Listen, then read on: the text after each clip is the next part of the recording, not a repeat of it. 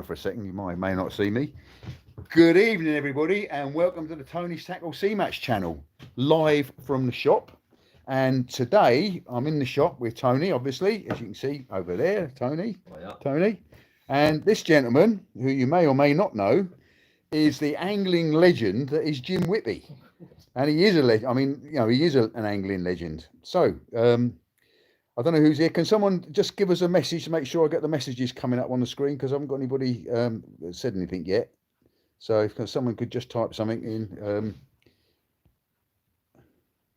Not getting any messages, that's worry. Well, we'll crack on and see if something happens. I might have to do some... Oh, there we go.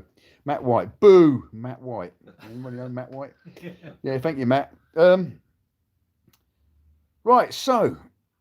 All okay, Dave Cundon. Yeah, okay, great. So I'm seeing the messages. That's great.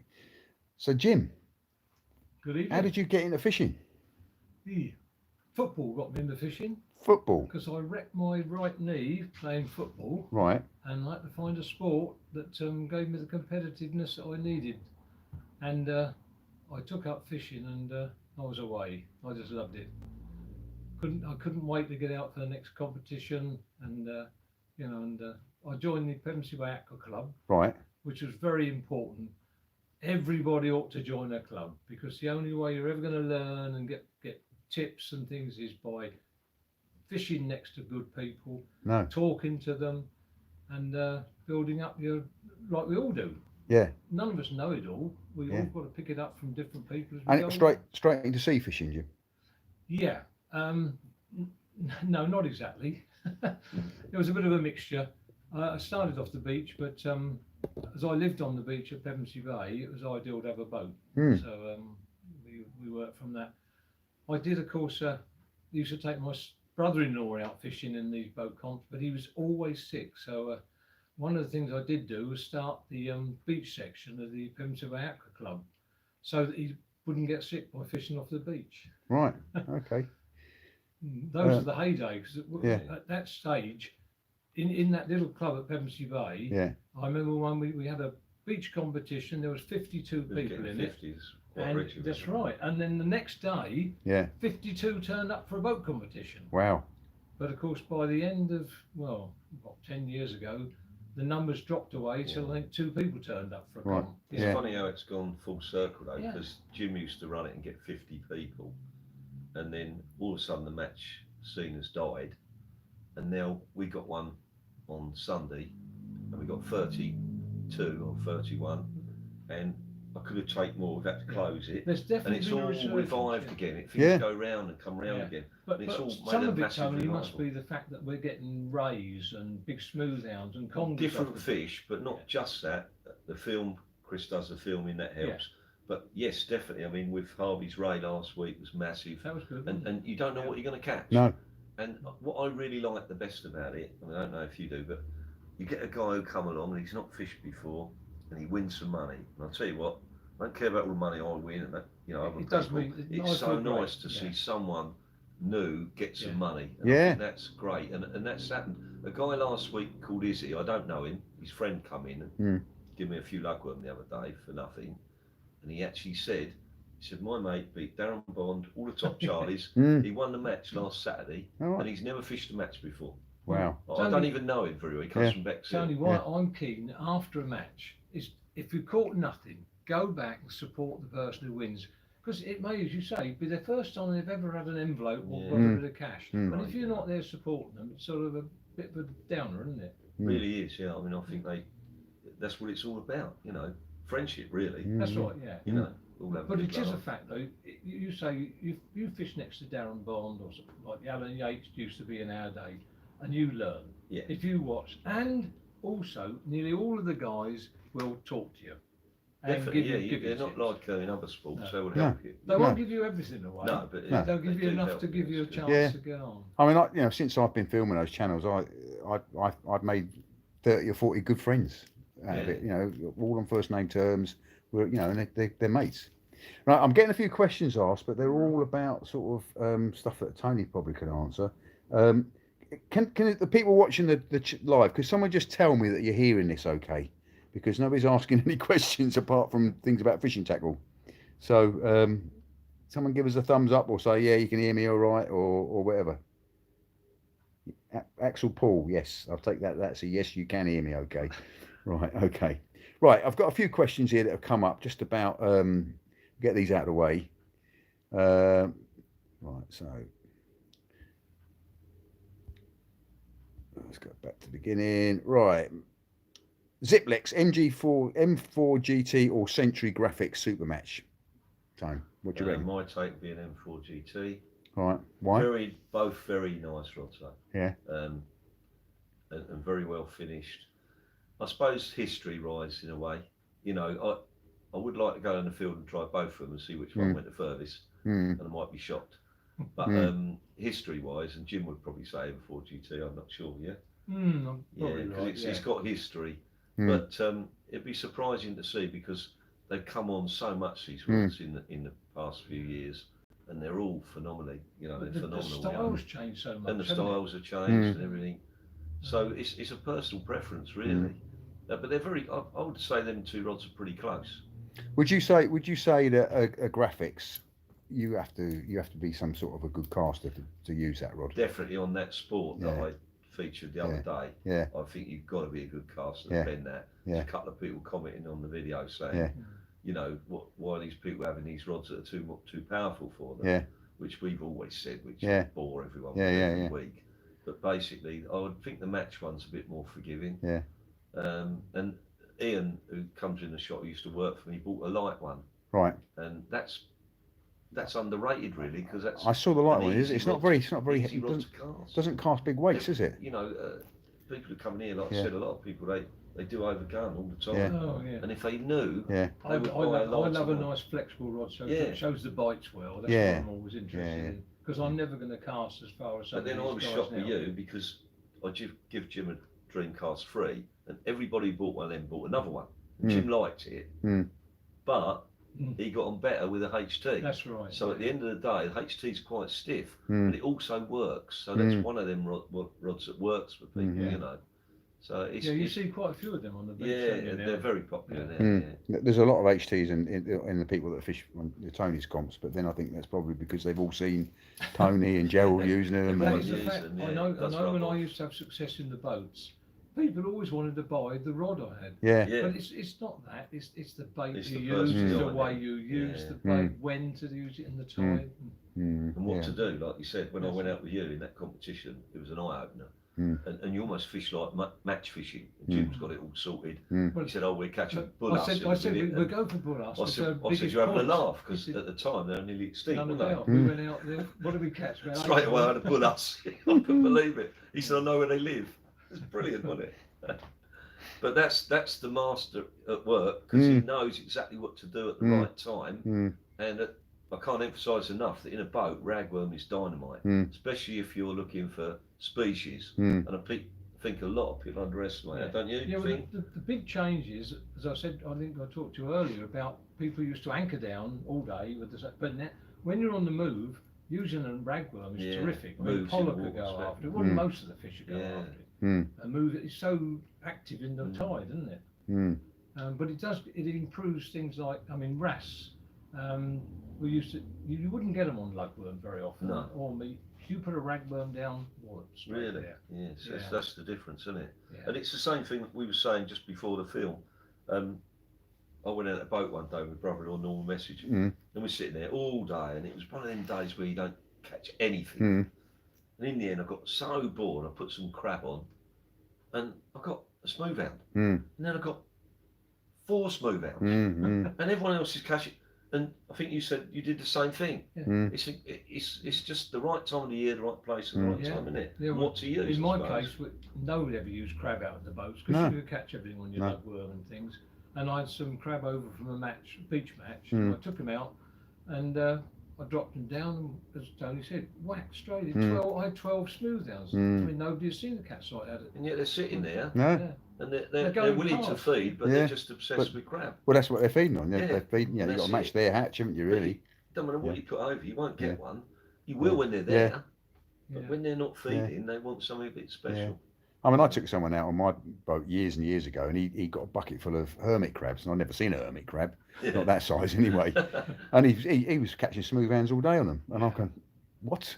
You know, catching sharks on my boat with bloody... Yeah, fantastic. Right, David B, can you recommend him a seat box? What would you say, Norman? Well, you would know. I mean, me or you?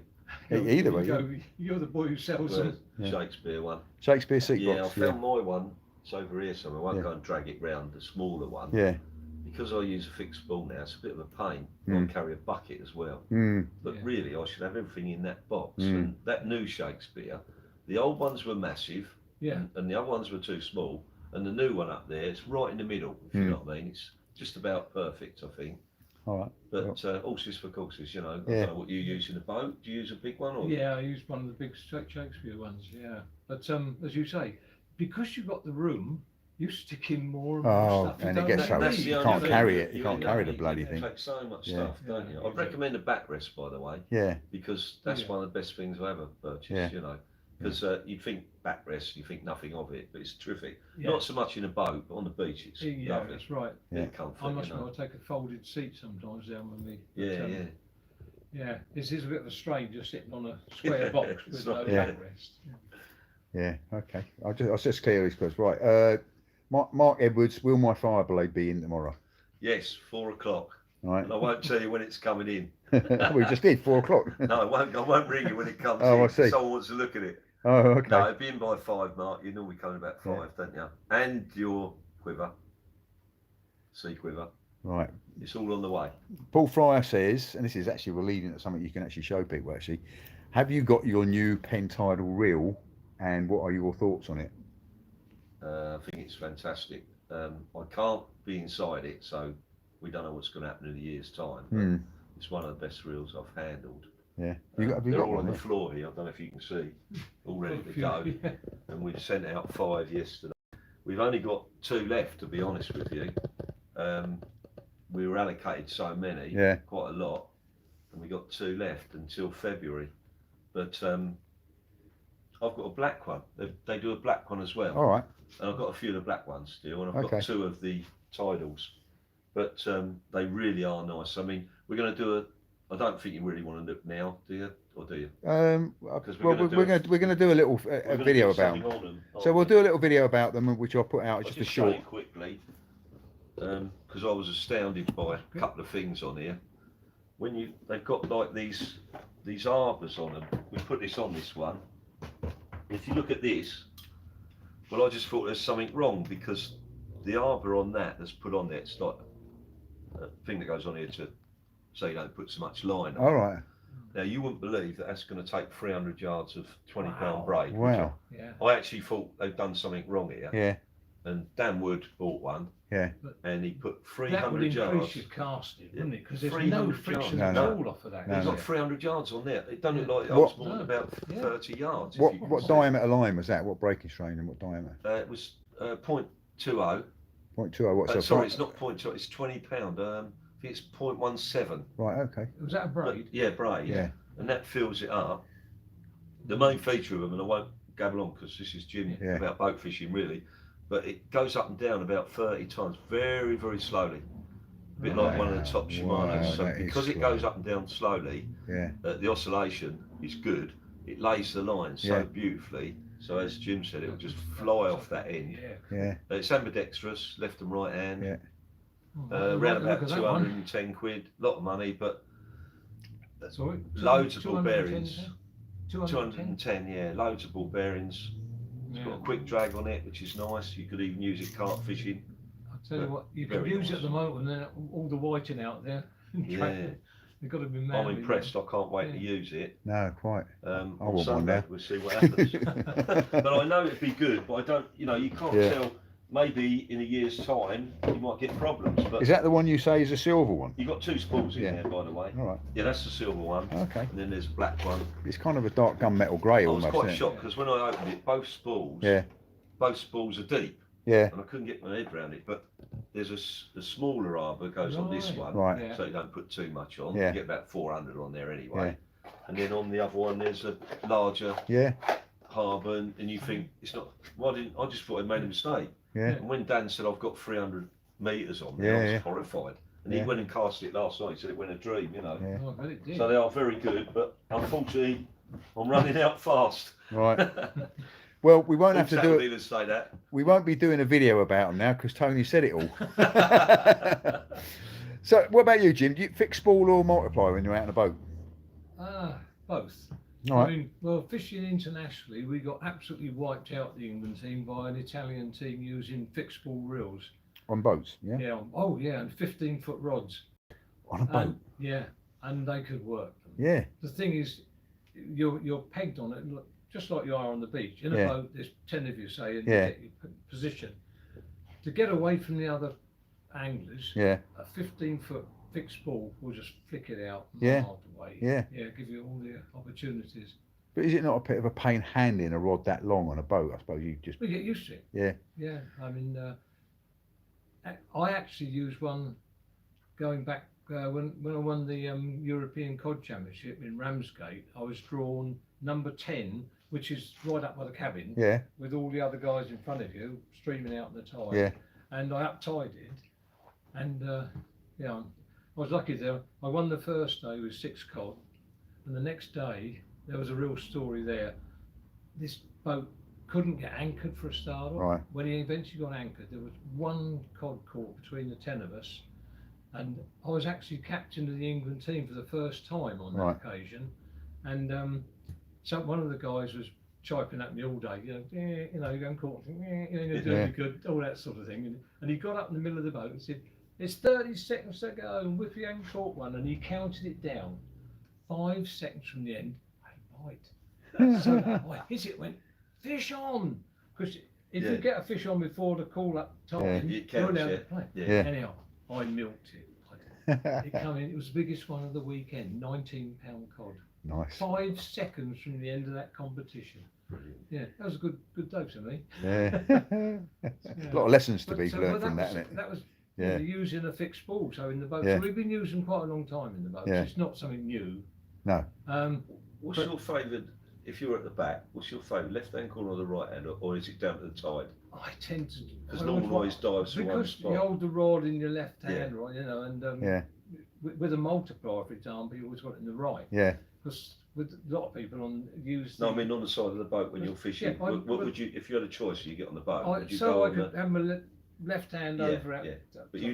but Norman used to go for one side or the other. Yeah, As if it's I that's think he used to go for right hand side when we got the Did he? charter boat. Yeah. yeah, I don't know if it, but it No, depends on which way the tide's coming. that I can be suppose. very awkward. Do you got any favourite in that, Chris? Well, I mean, because it's my boat and I'm Yeah. steering Especially it. I'm quad. steering it from the starboard side of the boat, so I tend to fish the starboard side of the That's boat. probably why I Yeah. prefer that Yeah. side. Yeah. It's yeah. only that, what's his name, you know, if you get a load on your boat, Yeah. you're stuck up the front and you couldn't up tide and you Yeah. didn't have a long rod, 9 times out of 10, them fish come to the back one first, you see. Well, But yeah. what happens if you get the tide? A lot of the time. The Yeah. wind and the tide make a difference. The boat can Yeah, of sometimes course. swing like that, Yeah. and you find you're under the boat all day. Yeah. Yeah. And that Yeah. drives you mad.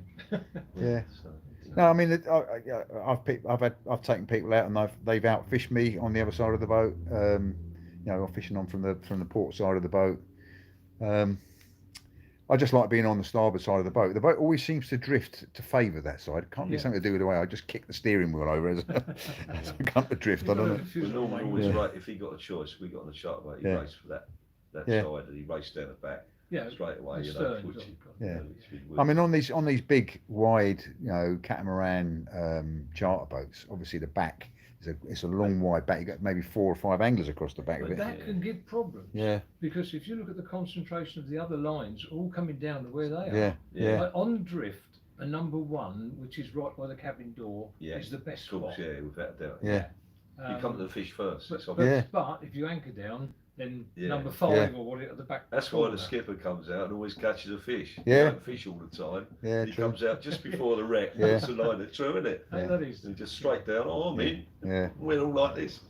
I mean, and the other thing, on a boat like that, you want to have heavier weights at the front of the boat to light, so it spreads out. So you're not Yeah. tangling up with each other. That's all right saying. It's getting people to do it. Yeah, well, that's the problem, yeah. sometimes. Yeah, but you know, the heavier weights at the front, so they're going virtually down, and then sort of medium weight halfway down the boat, so they're going out slightly to the back, In an and then the ideal back of the world, that's boat. what you do, yeah. But as you say, they don't. They go, you put a big weight on, and then wonder why they're getting tangled up every drop. So. Well, what we used to do with the congering, the one on the back, perhaps called a conger, not in the competition, and they used to get them to go round to the back and the others move forward. Yeah. Caught one, then come round behind. Yeah. That was a fair way of doing it. Everybody gets a crack at the back corner then. Yes, fair. But I mean, I can remember years going out on a chart boat, and I'd had about 6 eels off the back of the boat, and someone was up the front chuntering, "Oh, you're in the best spot." I said, "Well, I'll swap with you," and I swapped with him, and I straight I was into wheels where he'd been fishing. So, you know, I don't know. I've seen that happen. Yeah. Right. Right. So we've done the pen tidal reel. What knot do you use to attach your hooks? That's from Angus Stevenson. What knot do you do to tie your hooks on? I like the uni knot. The thing is the normal, 5 round can pull out. But going game fishing, when you do your normal, they go, "Oh, don't use that." Yeah, they laugh at you, don't they? Pull out, I don't want to run over again in South Africa if you don't use a Palomar knot. They just think you're an idiot. End of story, I had a tricky one. I used to do the Bimini. I was going to say. Game, and we did a film. I can't remember from one of the magazines I was doing, and they said, "We want you to tie a Bimini on film." All right. I said, "And how quick can you do it?" I said, "About 30 seconds." So I actually did it in 40 seconds as it happened, because it's quite a tough one around your feet and twiddling around like that. But and then I said, before you take the camera off, that will not break on that knot. The bloke said, "Prove it." So went like that, and it snapped about good 6 to 8 inches away from the knot. It's amazing because there's no actual knot in it. It's all twist, isn't it? And the twists, where all the twists are, actually shock absorber as well. They're slightly they're a spring. It's amazing, The reason I had to do it quick, I fished a match when we went to South Africa. We were fishing in this sort of lagoon, and it was full of these great big sharks. And where them Zambezi things? I was there with you. No, these were the ragged tooth sharks. Oh, raggies. Yeah, right. But we only had a leader line that long and the rest was 4 kg for these sharks. So if the fish was 6 or 8 foot long, his tail only had to touch the main line. But we filled up the cap. Well, Graham Latimer, who was fishing with us, he was with one of the South African guys. They got so many sharks, they put him in the cabin of this little boat. And when they come in, you couldn't see out the windows of the cabin. There was stuff. They wanted to clear this lagoon out of these sharks because it was eating all the edible fish. But that was quite a day. That was down there. Was that up past Durban, Mozambique? You went to Mozambique, didn't you? No, we didn't go to Mozambique. You didn't. We went up to. We went to the Umslanger Rocks. We went about 90 miles up the coast north of Cape Town. Oh, up there, Port Elizabeth way and up East London and up. No, that's on the other side. So up towards Namibia. Up to Namibia, towards Namibia. There's a Greek village. The imitation Greek village they built there. Yeah. And, but you came with me when we went to Durban, Port Elizabeth, Cape Town and Namibia. I don't think you came. I didn't go to Namibia Namibia, no. But we went right round each time we went. It was a month. It was fantastic, the fishing. But it is an eye opener, isn't it? But we had a coach journey right the way down on. Of course, Brian got his legs. They all got off the coach and got violently ill, and I stayed on it, and everyone was in hospital. Honestly, and I mean hospital. I was taken. Well, I couldn't go out in the boat, even in these test matches. And Brian was brought back in that Brian Meads we're talking about. He tried. He wouldn't give up, and they had to carry him out the boat. And basically, no one could go fishing, and I ended up winning. Or second in the individual because half of them weren't in it. That's in hospital. So you'd done something to spike their water or something, had you? Bloody. Yeah, I will. No, it was a chicken, I think. Yeah, right. But I'll tell you now, it was so funny because when Jim come back with me on the flight, his neck was about this big. I've never seen anyone so ill in my life. Well, not just Jim, but everyone was. Yeah. And he came back and the trouble was, I borrowed one of the South African ships. And he had a big shirt on and this little neck. And he was still ill when you come home. Everyone was so ill. Yeah. It's amazing how no one was fatal, but they were really ill. Honestly, I've never known it like it. And there was a few of us that got lucky. It was like distance, and it was just the ones that didn't get off the coach, mainly, wasn't it? Yeah. Well, Off the coach. there's a tip to everyone. If you're fishing with Tony and you're doing better than him, don't eat the chicken. I stayed on the alcohol. It's all right. Right, quick question for me, really. I think. Ever thought of doing a tour around the UK, doing a video on each location? Some great fishing here in South Wales and down around Pembrokeshire. And the answer to that, Andrew, is yes. I would love to do that. I started doing something along those lines because there's a guy called John Darling wrote a book about all of the different fishing locations around Great Britain and Ireland, and I started out kind of reviewing some of those locations, and I do intend to carry on with that. So yes, I do that, and PM me and I'll come down and meet you. Well, we thought we was going to go around everywhere, didn't we? Yeah, but unfortunately that's a mammoth task to take on. I'm so busy that I can't do it, but in the summer perhaps we will have a go and try some different places, you know. I mean, we'll never do them all, but we can do some. Southern Ireland, yeah. the magazine. Yeah. We fished at port, moved along to the next yeah, one. Yeah. That was quite good fun to do. Yeah. Trying the different places, and it of course gave you ammunition for writing articles. Yeah. For the Well, I mean, magazine. that's my idea with the YouTube thing, because I mean, I'm essentially I'm going to retire from doing anything apart from fishing and YouTube in next year. So yeah, that is definitely a plan. Yeah. Right, David Hetherington, how highly do you rate the Okuma 8K surf? Thinking of pairing it with an Achios Hellraiser SS420. It's all right. It's a good reel. Yeah. I personally think the R10s and this new reel. Yeah. I think there's better out there, but right. the Akumas are okay, and they come down in price. They're good price, are they? David comes in here, yeah. But I think they're a fairly good price now. But I can get them. Yeah, it's no problem. But I seem to have got wrapped up. I want something that isn't going to come back. Yeah. And in my experience, the R10s are bomb-proof. Yeah. Even the fire loops don't come back. Yeah. I took on a reel a few months ago. And I took on this reel and we got it. And we done it on a deal, cheap as chips, virtually for nothing. And I got a graveyard for them behind there. Okay. And it's an absolute nightmare, and I think you get what you pay for. Yeah. And I know David spends good money with me, so I think that one's going to go well. Come and have a look at something like that. Yeah, it's me. Sorry. Right. Here's a question from Matt White. What makes a rod powerful, and why does a beginner not suit that type of rod? That's a good question. Sorry, what makes a rod? What makes a rod powerful, and why does a beginner not suit that type of rod? Well, it's got too much carbon in it. Yeah. And not necessarily too much carbon, but it's been made stiff. Yeah.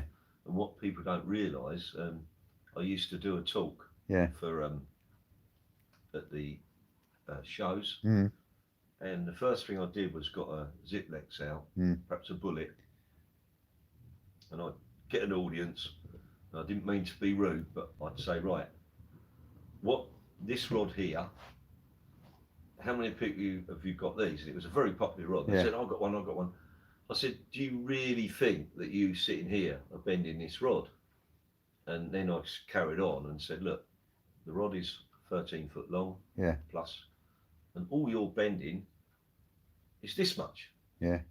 I said, and I hate to be rude here, but if I gave you a rod that was more progressive and bent and sort of went more all through, I said, you'll all put 20 yards on your cast. I said, before you attack me, I know a couple of you are really good on the field. Yeah. And you do 230s and all that. I said, I'm not aiming at you, I'm aiming at the big audience I've got sitting here. Beginners. Who are asking, the beginners are asking me questions.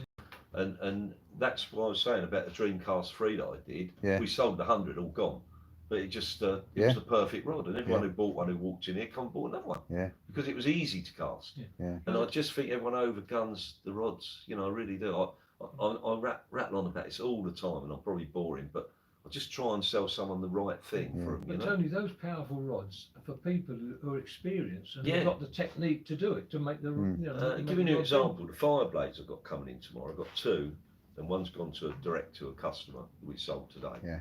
And they look. I'm casting it. They look like a nice Century that's a little bit more forgiving. Yeah. And they look like a very nice rod. They've got a lovely progressive action. You know, whereas I can look at them T900s that I've got down there second hand, and I believe unless you are a very good caster, it's too much. To be honest, so, if you know, it's horses for courses, though. If you look at the last video I put out, which was about the Century rods, the Fireblade and the Tip Tornado in particular, you might get a false impression because when you see Mark casting the Tip Tornado, he's putting a bend into that rod. When you see it doesn't look too special, but he is a really good caster. When you see Paul casting the Tip Tornado, he's not putting as much bend into it. So there's an indication there that shows you how the different rods. You might get a false impression that actually you can bend the Tip Tornado more than you can, but you can't. That's Mark's casting style. He is a very good caster, and he's he's putting all of his technique and experience and power into the right part of the cast to get that bend into the rod. Because it's that mid-section, isn't it, where the bend is. That's what the power comes from. Yeah, and when I designed all the rods, most of the rods I designed, and they've been quite successful, stiff butt, soft tip. Yeah. And it works. Yeah. You know, because you've got to have a stiff butt that casts a long way. Yeah. And then if you sort of amalgamate it with a nice soft tip, then you get a really good rod and a good bite detection. But, you know, I mean, I'm quite successful because I try and sell someone the right rod. Funny enough, Mark's on about his Fireblade. Now he'll tell you, Mark, who I spoke to earlier on there. Yeah. I begged him not to buy an air power. Yeah. I begged him, Mark, don't buy it. You won't, Mark, don't buy an air power. You won't bend. You won't. Anyway, he bought it when I was out of here quietly. Yeah. And then he'd come back a couple of weeks later. He's put it in the rack, and I said, "What's up?" He went, "Well, you didn't buy it." And he went, "Yeah." He said, "It's too stiff."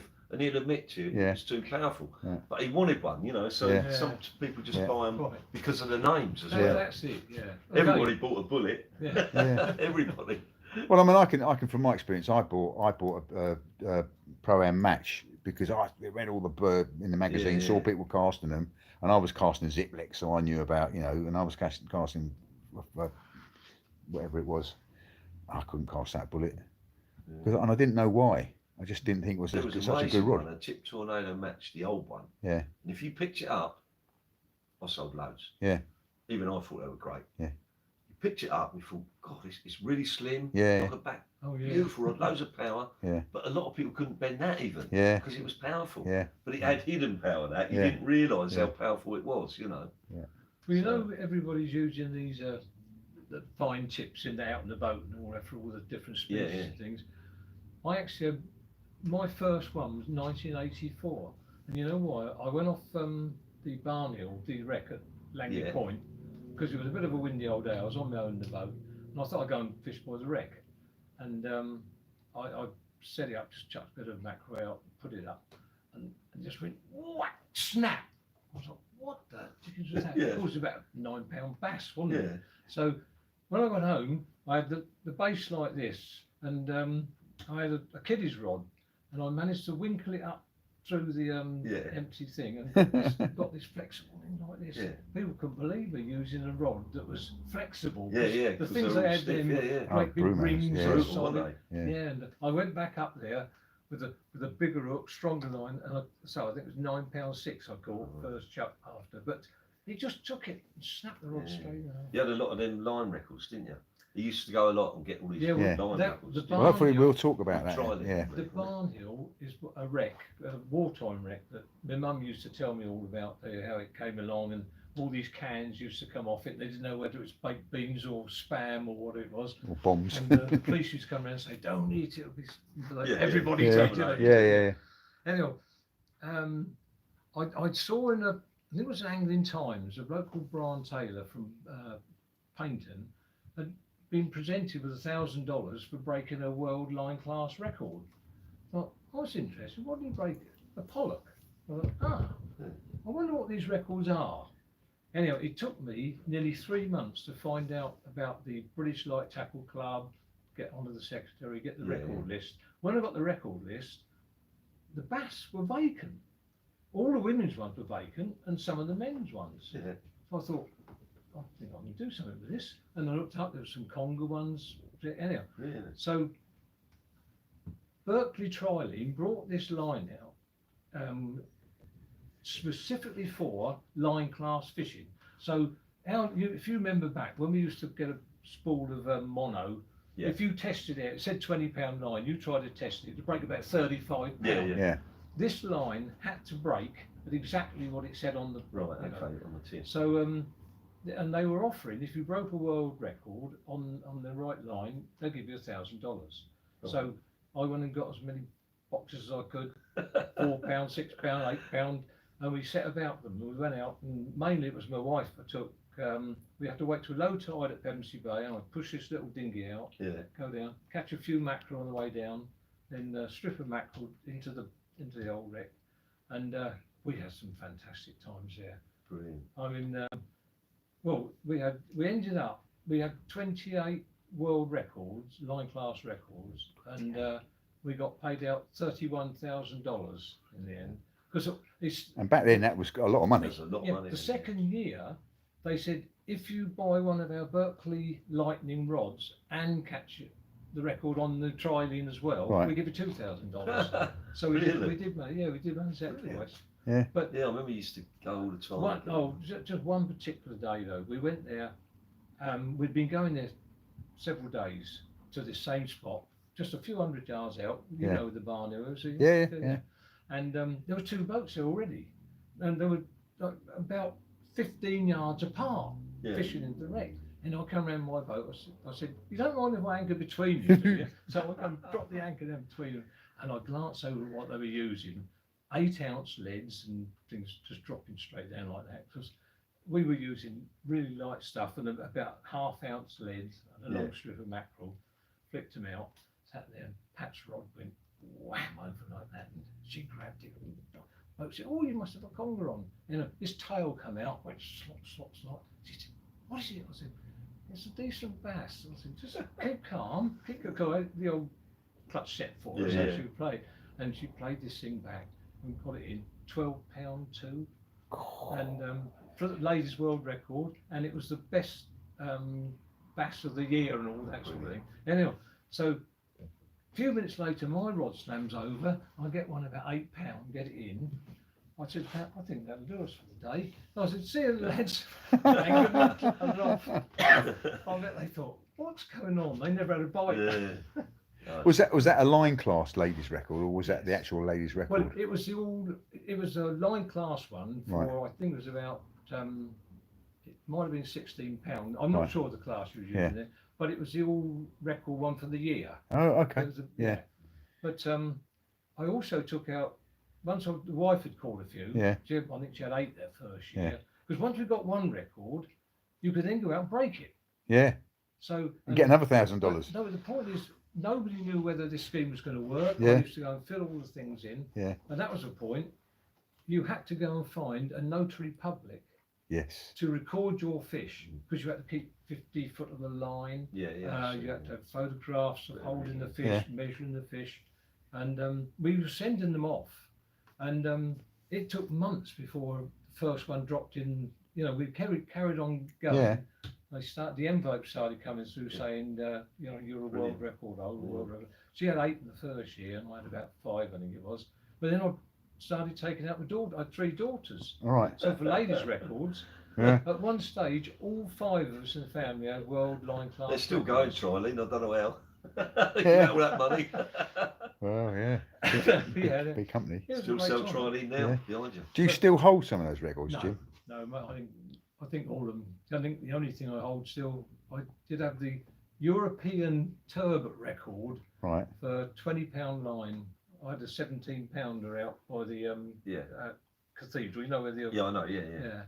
That's good fish. That stood for a long time. That might still be around. No, it's a big fish. That is. James Presley says, "Hello, Jim. Not seen you since I was in Nickburn. Hope you're doing well." Evening, Jim. I met his brother-in-law on the beach. That's Chris right. Tuffy. Yes. It's Chris Tuffy. Yeah, nice guy. He fishes with us. Yeah. And he said he knew Jim. Yeah, miss you, Jim. Janice Ferguson said, "I would just love a wave off Tony, please." So away from both of you, Jim and Tony. Get in trouble here, my missus watching.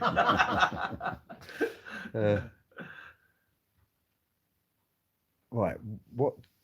It's from EO. I can't pronounce EON. Murray, I'm guessing that's Welsh. EON. Hi, what does Jim think about inline boat rods? Do you know what? When they first came out, I was really thrilled about them. I thought they were a really marvellous idea. This is a rod where the line goes up through the Yeah, inside of the rod. Yeah, that's right. Yeah. No rings. Yeah. Wonderful idea. But of course, in match fishing, Oh, you you get get a snap. snap and Got trying to thread the feed blood. the line through. Yeah. But I've seen them still in use by a few people, Yeah. and I've been very impressed with them. Yeah. I mean, what they do is give you a perfect curve of the Yeah. rod, where a normal rod goes sort of Yeah. from there to there to the Yeah. next ring. Then Yeah. they really Yeah. are good. But it was the problem of redoing it. You know, I think in the a worst rush thing when as you well, need they to. brought out some cheaper ones. Oh, The right. ones so clever. The diamond ones Yeah. are the best, I believe. Aren't they? Yeah. One of the Yeah, best because ones. you But get they brought them out and they want so good inside. a snag inside. Yeah, That's terrible. the Yeah, I problem. was sort yeah. of start cutting Everyone into jumped on cutting into the bandwagon glass. I and would have then thought, all or of a into sudden they the weren't carbon. so clever. No, So I remember Yeah. selling them. It was a great idea. Yeah. Right, Alan Payne. Tony, I'm seriously thinking of buying a pair of Spinfisher V2 Longcast 7500s to go on my Century T1200s. What are your thoughts, and what is the difference between the old V1 reels and the new V2s? Don't look at me. Oh, lost me now. I'm sure that they haven't got so long a spool as these new ones. Yeah. Am I wrong? I don't They're know. more a really strong reel, you know? Yeah. If it's a spin fisher, they've definitely got a shorter spool. Right. They're great for big fish. Yeah. But these are the kiddies to cast, the tidals. Yeah. And I'll be honest with you, I'll have a look tomorrow in the book and see which ones, because different areas, you see, they might really sell where you are. Yeah.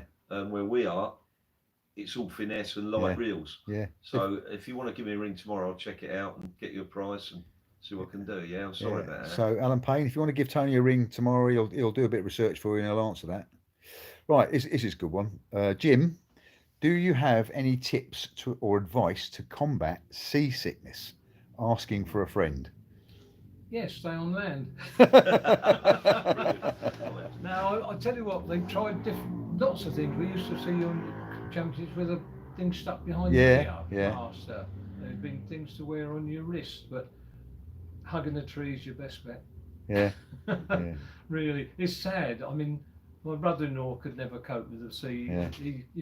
Even on a calm day, the little bit of swell, poorly. Yeah, it's sometimes very hard. worse, isn't it? I was out some people just haven't got the. Last Sunday I was out and I never get seasick, but I felt really queasy last Sunday. Yeah. It was a horrible wallowy sea. Yeah. Just on my thing on hold on that, my ex-missus used to get really bad seasick. She'd get seasick on a ferry on a calm day, and we went out to France and she got some of those. I don't think you can get them in this country, but they put behind the ear, or you do. You got them on prescription. She was never seasick with them, so they worked on her. Yeah. Because obviously it's your inner ear that causes it. So canal in the ear that's the problem. Yeah. But what they were, as I say, you couldn't get them in this country. You had to get them on. If you did, you had to get them on prescription.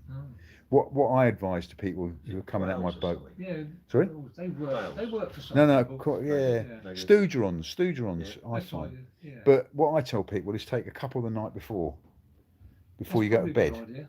So you've got it in your system, and then when you get up first thing in the morning, take one then. Don't wait till you got on the boat or you've moved. Let it get into your system. Yeah. One of the worst things I've seen, because I fished for years with my brother-in-law Norman. He's a bit of a legend, wasn't he? Yeah. And he used to get drunk on Saturdays. We'd go out in the boat Sunday morning, and poor old Norman, he was over the side. He never gets seasick. Yeah. But the alcohol, he'd be over that side at the back every Sunday morning. Yeah. And me and Bob used to laugh our head off because it was self-inflicted. But he was a ledge, but I'll tell you what, he used to drink a load on the Saturday and it all come up in the morning every time on the Sunday. So don't have any alcohol if you're going to go out in the boat. Yeah. By the way, going back, you said Jim Presley. Yeah. I said, you do realise he's the only boat angler who's won the world championship twice, is Jim. Oh, right. Okay. Yeah. Well, big up to Jim. Absolutely. He's a legend of Him and Ray Barron's brilliant, isn't he, as well? Yeah, Ray Barron's a more later one, but Yeah. I mean, Jim, he won both the world two world championships. Really? Yeah, brilliant. A lot of people saying this is their drug. Good evening, lads. Love this star. Be good to get Graham pulling. Well, we could try, couldn't we? Love this style. Be good to get Graham pulling. That's another. So, what is the biggest, best tackle improvement? Right, here you go. What is the biggest, best tackle improvement in recent years in boat fishing, Jim? Well, the longer rods, longer, Okay. softer rods. Yeah. I mean, because you say they were stiff as a board in the 60s. But Oh yeah, broom handles. yeah, that's very good. And what else can we say? Braid made it. Well, braid is the biggest jump, really. I mean, that where people never felt a bite. With braid, a pout feels like something people oppressive. Yeah, that is probably the biggest jump. And it's fine line, isn't it? So you can have quite a strong line. It's not catching the tide like the thick old thick lines. I mean, all right. So there's been a bit of a change over in the reels, but that dramatic change from mono to braid was lighter leads as well, isn't it? Yeah, well, it gives you can use light leads. Yeah. And you're using we used to go out to use £2 of lead, didn't you, with big heavy line.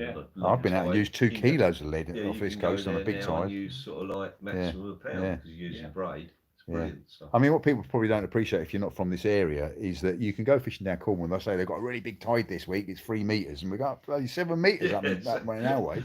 You know, you get 7 metre tides off Beachy Head, which are really whistling. As far as the fishing is concerned, that's one of the biggest changes, where we used to do a lot of anchoring. Now, very little anchoring done nowadays. People want to go on a wreck and get pollock and cod they can eat. Then they want to drift for the place so they can eat again, you know, and they don't want to sit down and go for a conger they can't take, or a bull I think a lot of people didn't realise, like, these places you catch them drifting and all that. In the old days, people didn't really realise. The thing is, you're covering more ground. The number of places you can catch on a trip now, it's amazing. It's different, you know. And if I've seen a camera footage where someone's put a camera down, and I will do it this year because I've got a camera to do it now. And they follow the bait. You get your bait dragging on the bottom, and you'll have 3 places swimming along on their fintips. The editor of Saltwater Boat Angling, we went out and he put a little camera just above the trace, and what came behind it was crazy. They were pushing each other out the way of the place. They were attacking the lead. You see garfish come and have a look, and a gurnard scuttle along the side of it. It's quite amazing. You'd think that the fish you get is the only one there. It's out of a choice. Someone's, I had this one, you know. It's a real eye opener. I mean, I've been I didn't get the camera until quite recently, so I didn't really get the best weather and the best clarity. But Ben Stotton, who's on here on the chat, he had his before me. And you know what you see following those baits is not what you're catching, but there's loads of things. Bloody cuttlefish, bloody coming along and grabbing hold of the camera and all sorts of things. So you're absolutely right. Right. Someone said eat oranges before you go, Dave. They taste just the same coming up as they do going down.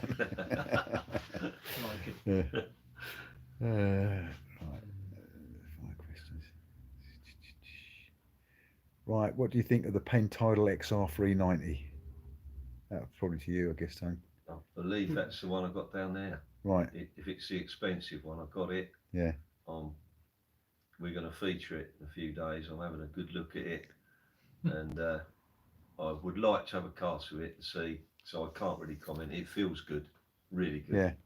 You know, so basically we're going to cover that in a few days. So we're going to do some. Give me a ring. Yeah, we'll do some casting videos with somebody. But there is one in the shop. Yeah. So you know, if you wanted to come have a look, but I don't know where from, so it may be too far away. But we'll do a video about it. We'll do a video about it. You get my pathetic casting on it, and you can see how somebody who can't cast it. Right, Tracy Etheridge.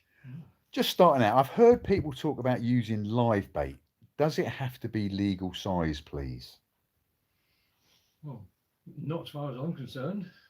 It's the legal size to land, and that's the issue. I think is as long as you're not landing them, you can use them as bait. That's my interpretation of it. Keeping them and taking them away from the sea. Yeah. If you're putting it back, you're feeding at least something in the sea.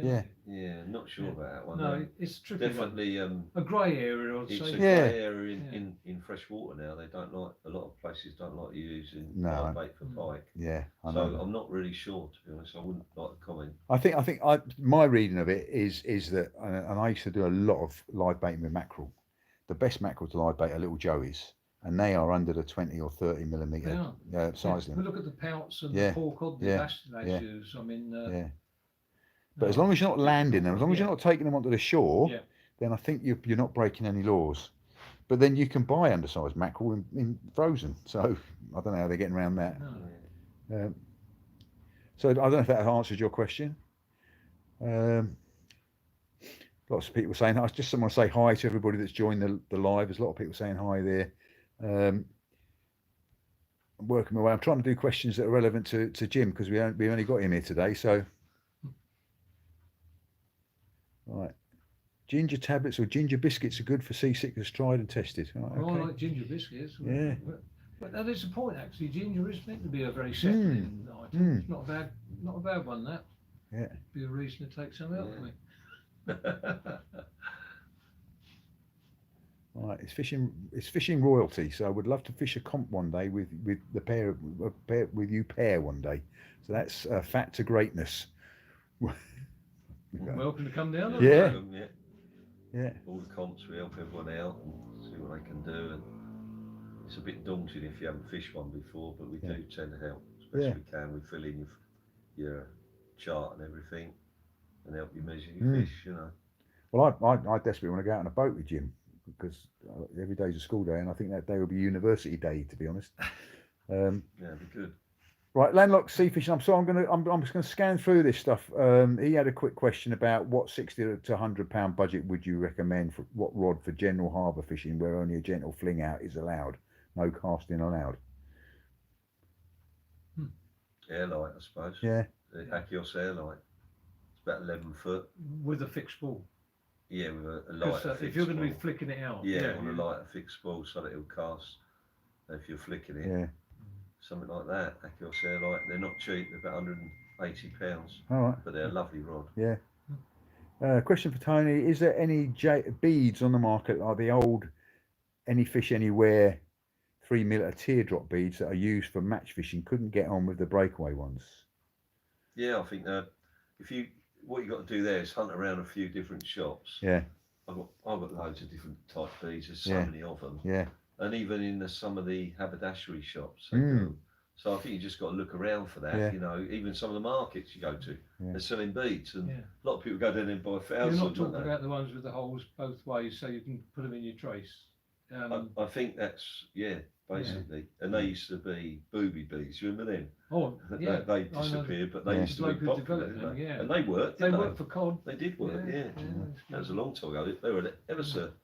Nowadays everything's skin packed beautifully, but they were beautifully packed, weren't they? They were. You sell loads of them. Yeah. But just have a hunt around and you'll find different shops. Yeah. Right, got another one for Jimmy here, and I know this is something clear to his heart, and it's certainly dear to my heart. I'm looking at a Raider 18 Fisher. What's the guy's thoughts? English built one. You'll be hard pressed to find a better boat. Honestly. They were fun enough. They were designed and built here originally down in Eastbourne, right? Yeah, well, Pevensey Bay actually. Dave Baxter started them. Well, all the while I was an editor, I was given boats to try out. I had all sorts of trials. I won't name them because we don't want to go on the paper. But when it came to the point where I retired and I had to get a boat, the only one I considered was a Raider. Yeah. I've got the one without the big canopy over the top, which is a Raider Fisherman, I think it's called. AC. Right, which is probably what he's saying. Yeah. Yeah. I think there's a small one, but because they're all made by is it Warrior? Yeah, Warrior makes them. Yeah. I was talking to the guy from Warrior at the boat show, and I was surprised because he said, "Well, mate, I've got the license for them now," because they came back from Poland. There's a couple of reasons why I like them. They're not a normal shape at the front. They've got a gull wing, as they call it. Yeah. And you don't get wet in a Raider boat. Yeah. I mean, every other one I went on, waves come over the side. Yeah. But on the Raider, it's a rare occasion for that to happen. The other thing is the height of the gunnel. Oh yeah, When it's nice and safe. right up the top of your hip, you feel so safe in a Raider. Yeah. You know, I really recommend anyone to go for them. Yeah, I mean, my only if I've got a criticism for my Raider, because I've got a Raider 18, but I've got the one with the cuddy on the front. You have to go clambering under the decks and up through the nose to get to the thing. There's no way of getting round the deck to the front, which is a pain. But I found with that one, if you're drifting, you get a bit of windage, as you said. It tends to pull it around a certain way. Yeah, and of course, when we used to do a lot of uptide casting, it gets in the way a little bit. Yeah, you've got to be careful. I've rattled my aerial a few times. I mean, John Darling had. I think he had Raider 2. I think he had the Yeah. second one built, Right. and that was he wanted one that he was standing up with his face in the wind. He'd actually build them in Peckham. I remember it came from Peckham. They were Did made build at them West down Ham. They had But an that's in the what I thought, industrial yeah, site down there. Yeah. there? I actually think I knew the guy who made them at one point. Yeah. Spoke to him anyway. But Yeah. he designed them and everything. Yeah, Yeah, down but in then Guernsey. he sold the mould, and the next lot were made in Poland. Yeah, and the first And batch they were crap, didn't- weren't they? Well, unfortunately, mine was one of the, it was Ronnie Roberts from the Angling Yeah, I Club know bought Ronnie, yeah. it, called it Lucky Kit. Yeah. Yeah, well, I bought that off of him, but the whole thing was like this, Yeah. and we had to have the bottom taken out and straightened Redone, up. yeah. I mean, nowadays they're nice boats, but that was a. Yeah. And if Warrior make them now, you can be guaranteed they're Spot on, well yeah. made. Yeah. They're Yeah. Warrior are a really good boat building firm. I mean, I think if I was going to go if you couldn't get a Raider, then my number 2 would be a Warrior. I think in Yeah. that size of boat. Yeah. Actually, they're good boats. Quick question. This is from James Goodacre. Can you use braid on a multiplier? I wouldn't. Well, no. Well, Think but we've in done the this. boat, yeah. Oh, in the boat. Yeah, in the Well, boat you yeah, use it, yeah, honestly, absolutely. And you'd probably just be able to tide okay with it if it wasn't too Yeah. thin. Yeah. But You- I think it's a no-go on the You wouldn't beach. want a I distance did go cast. through this last week, Yeah. and I think it's a no-go. Remember Dave Kite used to use it. He could use it, couldn't he? But Yeah. it wasn't phenomenal, was No, it, years no. ago? I certainly It- wouldn't recommend I it. wouldn't recommend it. No. You know, one crossover or one digging and you're in trouble. Yeah. You know, Well, I when mean, you I really do need use it it'd be on a the beach. disaster. You just Do you? get, Yeah, but I use like £60 yeah, or maybe more something like that. This you is- might get for a away with. day On when a it's weedy. multiplier, So on a multiplier, yeah. To me, On a it's weedy no-go. day, you got no leader knot.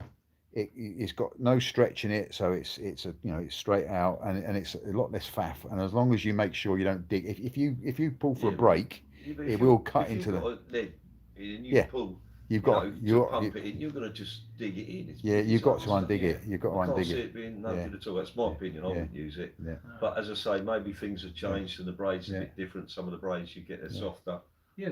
they're But quite a that's the mixture one of braid. worry of this. Mm. Somebody 'cause said it's to slow, me, Andy yeah. Baker told Yeah. me, he said it might be great, but because it's going up and down so slowly, if it digs in, I don't think it will. No. But he said it can dig in with a braid, not the nylon. So tell me, now you sell a load of braid, obviously. Yeah. Which is the best? I mean, some of them are quite stiff, aren't 8X, I believe. they? Yeah. I'm fireline mad.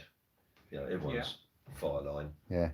And that's 8X, I think some of it we do. But The some are X5's so good. soft. But that one there from Akios, that's 8X, and I've been playing about with that, and it's so strong. Yeah. I've actually bought. It's £20, and I said to him today, I said, "It's too. You just can't break it. I was No. putting in loads Yeah. of gear and everything, and you're never going to break it." Yeah. So I got some 18 yesterday, Yeah. and I think it's 0.17 or maybe less than that. Pretty fast. And I'll tell you what, I'm going to put that on my Yeah. reel and try it. Because everyone goes on about Barclay, but it's come so far now. All I would say to you, don't buy a cheap braid, because you'll buy a disaster. I'll tell you that now. I've had them come in, I bought it online, I got it for £8 and £7. Yeah. And I've had it over here in the shop. And Brian bought it, thought it was clever, from Bamford. Absolute nightmare, all Really? broken. He had all people going mad on the boat. Yeah. You know, it might have come on now, Yeah. but believe me, it wasn't worth buying cheap braid. No, a few no, years I've ago. had crap It was cheap braid. terrible. Yeah. Lost the biggest conger reel I've ever seen on cheap Yeah, braid. and you're going to lose a nice fish. You want Yeah. something that's reliable, you know. Yeah.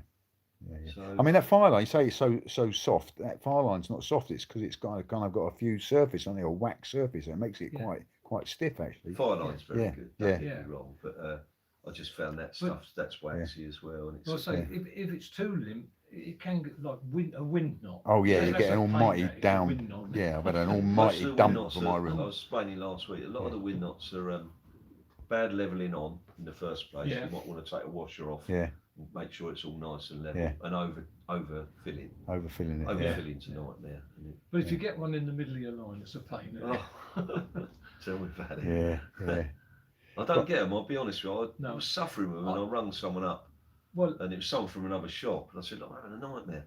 And he said, "Too much line on there." And from then onwards, although I like to get it really full, No. I don't take the mickey. but the and other it's thing all is right. the tapered leaders.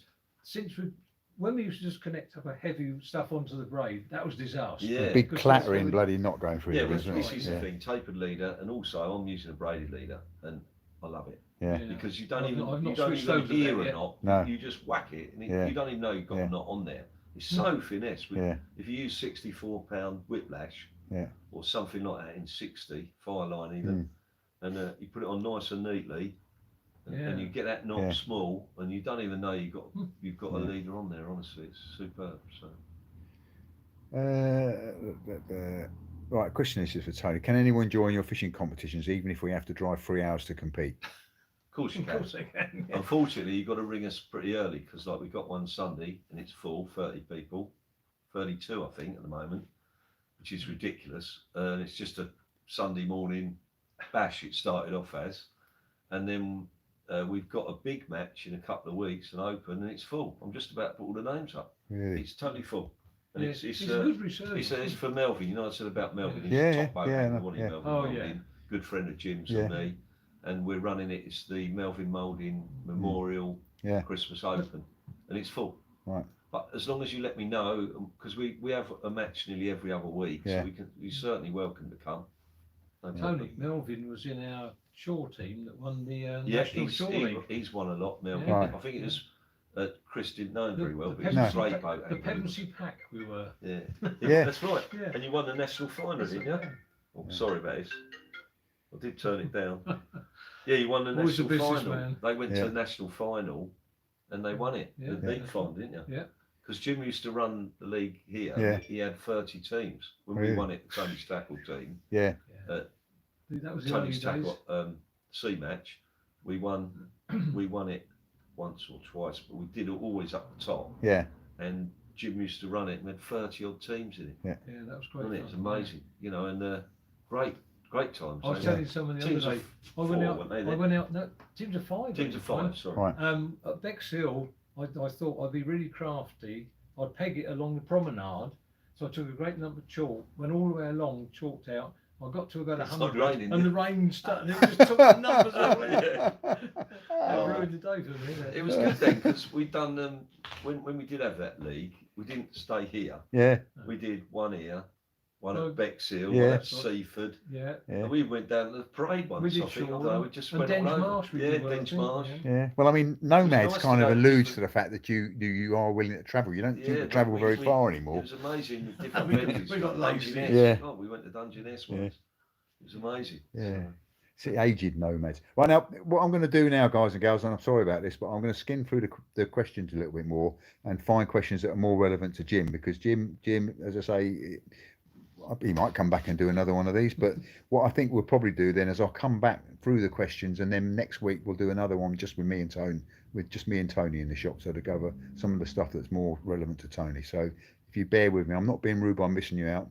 So this is one for Jim. What's the best hook size for flounder, dabs, plaice, etc.?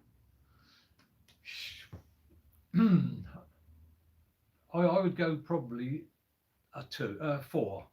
A 4. Yeah. Yeah. Yeah. I mean, 6 is getting very small if you're really desperate, and I think 4 would be best, wouldn't you? 4 or 2. Yeah. But it depends if you're match fishing or trying That's to get right. everything Yeah. out. Yeah. Because Jim loves catching My everything. trouble is I go after some of these little But specimens. you know, but Jim will persevere, and if he gets a good fish on, Yeah. he'll get it in. 'Cause he'll Yeah. take his time. Yeah. Whereas some other people might be a bit in trouble with a 4. Yeah. But you don't need no bigger than 2, do you? It's so No, strong no. nowadays, isn't they? Yeah. You know. Right. A lot of people go up with 2 O's and all that. It's too much, isn't it? A lot of I the think time. so, yeah. For general fishing. Hmm. I mean, the adage I always say is elephants eat peanuts, so you can catch big fish with small hooks. Yeah. Good one.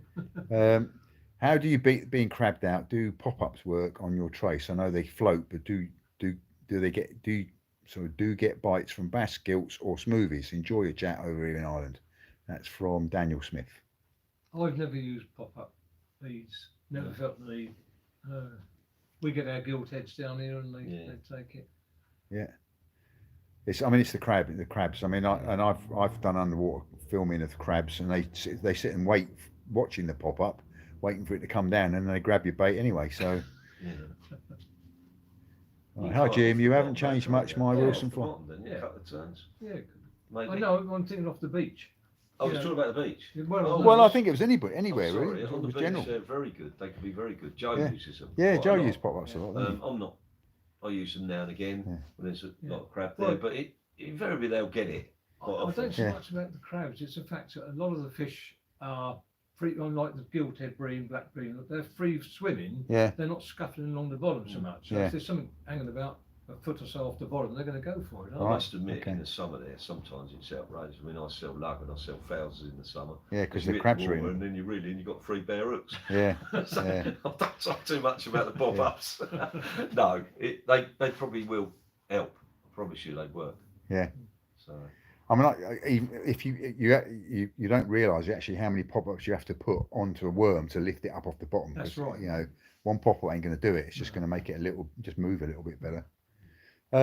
Right, David Chexfield. Hi, Jim. You haven't changed much. My Wilson fly always got wet. Also, what's your take on the dead razors that were washed up earlier in the year? Worrying. And hello, Dave. I remember you well. Yeah, no, we've had a lot of this sort of stuff. I mean, empty shells, a lot of them too, weren't they? But the razors, they've lost their gilt a bit, because after a blow, we used to get the razors. We used to get up there with our lamps and pick them up. But the flounders came in the next day and fed on them. Yeah. We haven't got the flounders there to do it. Even the birds didn't eat them. No. There's something happened there. I think there would have been a spill or something, personally, Dave, because even the birds didn't eat them. No. The birds eat most things. And there was thousands of them down the bay, and the fishing went downhill for a little while for a long while, And it was quite sad, really, because, see, as Jim said, in January, February, they get washed out. Yeah. They'll get washed in, the flounders come in, and we've had all the some great flatfish, sport in the past. With the they'll feed on them, and the dabs as well, but the place and the flounders will come in, and you won't catch anything unless you've got razor on. That's right. And I fortunately got quite a lot before that were washed up, and they were perfect. Yeah. It was about a month after that, they came in contaminated. Unbelievable. Well, there was something wrong, and they were awful. Yeah. And of course, I still got the freezer full. Don't buy any razors. The ones I've got, I promise you, they're lovely. Don't they are, honestly. I never went out and picked them up, horrible things up. Don't eat Tony's razor clams. Yeah. Because you'd be sick on the bus. Yeah. No, they were all right. They were washed in on the first lot. Yeah. You know, they were good. But honestly, that second lot and third lot that got washed in. You don't get that many things die, do you? No. They're all just hanging out the shells. You know? Oh no, it was unbelievable, and there was bits of them coming out of people's line. It was like they were like weed in the water. There was so many of them. There's definitely a poison somewhere. There's something in that sea that. Well, you know, with the sewage and all that, you don't know what's going on nowadays, do you? Right, Stu Morgan says, remember the Ziplex League, good times. Yeah. Darryl Lee says, can you send rods to Australia? I think you might have to get a mortgage for that. Wayne Davies, cracking life, plenty of tips. Right, fat to greatness, weight loss. I don't know if that means that you need to lose weight or you have lost weight, but I don't want to ask because it might be insulting to somebody. But for Jim, what's the lightest gear you would go for an average sesh over a reef? All boat fishing I've done previously was with gear that seemed overkill and cumbersome. Depends how you're fishing it. If you're drifting over it, you've got to make sure you don't leave your lead banging about on the bottom too much. You've got to have tackle that if you do it at the bottom breaks easily. Otherwise you're going to end up either breaking your rod or your main line. So always make sure your trace line is well less than your main line. But see, if you're going slowly over a reef, you could be much more less careful, should we say. Bounce the bottom, wind up 2 or 3 turns. But if you're rushing through, it's only got to touch the bottom and you lost it. It's gone like that. I use just a light 9-foot rod with a very soft tip. Right. You know, and what sort of weight class would that be? Only light, 15 pounds. Oh, 15. All right, okay. Maybe 10 pound. Yeah. Well, I've just gone down to 6 pounds. I'm loving them. I had a 10-pound pollock on a 6-pound class rod this year, and it bent it completely double. You get your sport out of that. Oh yeah. That's the point. Yeah, but my trouble is, I think competition. And I don't want to go and get a nice fish on and lose it because I've gone too silly and too light. Yeah. Okay. Don't see Wayne Davis. You don't see many razors like years ago here in Real because we had them all here. Yeah, the big ones. I know they're the big ones, weren't they? And A. McMillan blamed the Tories. Right. Yeah. No, I know exactly what happened to them. Yeah. I know people who were there, and the ones in Real, and they were big razors. Yeah. And I think a lot of them got imported to France. All right. And people were going there and just getting them. Taking loads huge and loads. things. Yeah. And they're just like that. Yeah. We call them pods that size. Those things were were massive. different It's the breeds. same ones, you know. Yeah. And I think they wiped them out. I think they used salt. And they went along, and just wiped them out as far as I know. I mean, I did a video on salting for razor clams, and I was very, very careful to disguise where I was because, people would come down and clean them out. But I like to eat them. I think they're delicious. Right, I've come to the bottom of the questions. Come on, people, there must be some more questions for Jim. I've got a question for Jim, and it was something somebody asked. The story about your coloured welly boots. Mr. White Boots, they just call me. Oh, right. Yeah. Well, when we doing the league, my brother-in-law worked as a chicken catcher. Oh, right. And they had to be for Buxted chicken, I think it was. So they had to wear these white boots. Right. So I said, well, get me a pair. I could use them fishing. So, out of all the hundreds of us marched up the beach, it was me with these blooming white boots on. Yeah, that's I can remember at Denge Marsh, I think Dick Penny had taken over running the league by then, and he put in the results. Didn't put my name, just put Mr. White Boots. Brilliant. I don't do that anymore. Right, Axel Paul, I've got a question here. Any tips, please, for West Bexis in Dorset? Oh, you would know that, wouldn't you? Well, You lived down there at Well, some point, didn't you? only boating really. Yeah. I couldn't talk about the beach fishing there, but Right. Yeah. that'd be terrific for the old black bream early in the year. Oh, right. Yeah, in the spring. It's just a nice place to be. The fishing's not too good if you're down there. No, I've fished a lot at Weymouth. You fished at Weymouth for a long time, didn't you? I was very lucky to be the first one to win the 5-day international at Weymouth, the YY International. Oh, right, West International. Yeah. Yeah, I was the first winner of that. That was quite a good one. But, Didn't you ever stay down there for a while? yeah, I did. I actually stayed down at Weymouth, and one of the manufacturers gave me a boat and an engine. I went up to Lancashire and towed it down there just to use while I was there. Yeah. And I had a hairy moment because the old is it Skerries down? No, Not Shambles. the Shambles Yeah. off of Weymouth. Yeah. I went out on my own, and it was blowing a little light. Can get a bit lively there, can't it? And then I got over the reef and fished behind it. Had a nice blonde ray or something or other. And then when I turned to come back, the wind had got up, and of course over the Shambles. It's breaking waves. Horrendous. Yeah. I mean, it took me about 2.5 hours to get back in this little boat on my own. Yeah. Was I hanging on tight? Yeah, it was only an 18-foot or 16-foot maybe Warrior. Right. Yeah. Yes. Yeah, but Yeah, it's quite scary in the boat. I think you've got to be really careful. Life jackets, Yeah. flares, and a radio, Yeah. and your mobile phone for because you just never know when you can get caught out. Yeah, and it happens so quickly. it does. Or it can do. It does. Yeah. This is from M. Do you think the seal population has increased in the South Coast, and has that had an effect on certain species? Well, we've got a few of these spawn, but I don't think it's enough to affect the fishing. Do you? It has increased, definitely. Oh, there's more of them. Yeah, Yeah. I mean, Yeah. and they do eat quite a lot. There was something on Facebook the week when we were raying its mouth.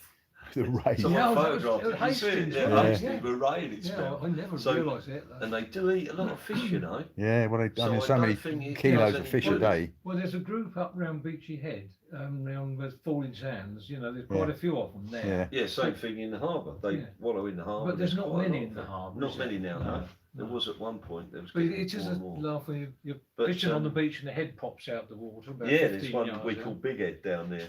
And Big head. I You caught him with some mackerel caught feathers, him, didn't you? didn't I? No. Yeah, and Dan, he wasn't quick. He got a lovely photo, but he wasn't quick enough. I chucked it and it nearly hit him on the head.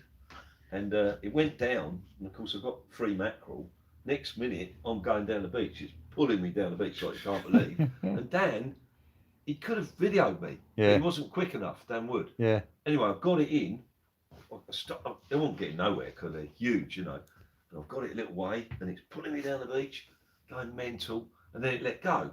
Right. And when I reeled in, I've got the mackerel, where I've had the 3 mackerel on, and I've got a photo on my phone. And I'll tell you what, all that was left was a head, and it was bitten straight through. Really? And there was blood there, and it's quite gory. Yeah. And it took the lot.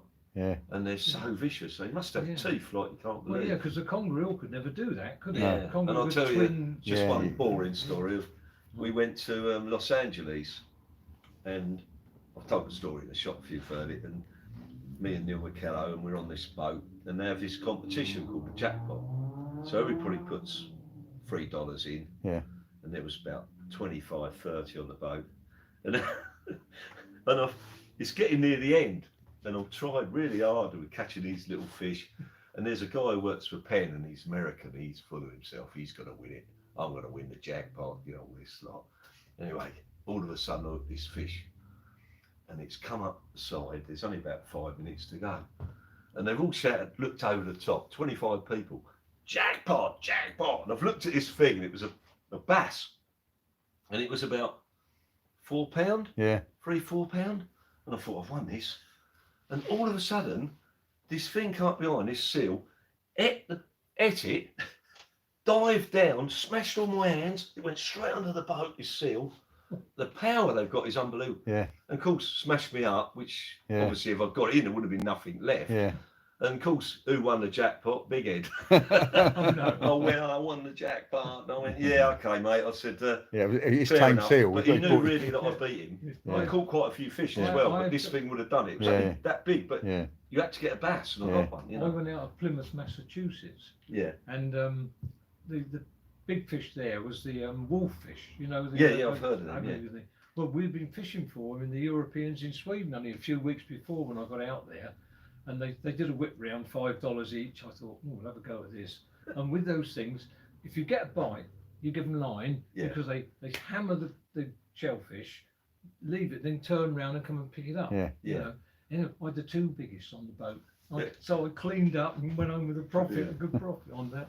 Yeah. Oh, it's funny though, because me and Neil McKellar were there, and he had all the badges and all this, and he was the top man for Penn over there. He's so full of himself, and I thought, we're going to beat him, Neil. And we were beating him, but of course, I lost his fish, and that was it, you know. And Neil came about 10th, and I think I came 3rd, in a 2nd, I think.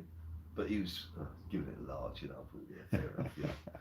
But that was in Los Angeles, and it's real. You use anchovies, live anchovies, and you just free line them with a little thick spool.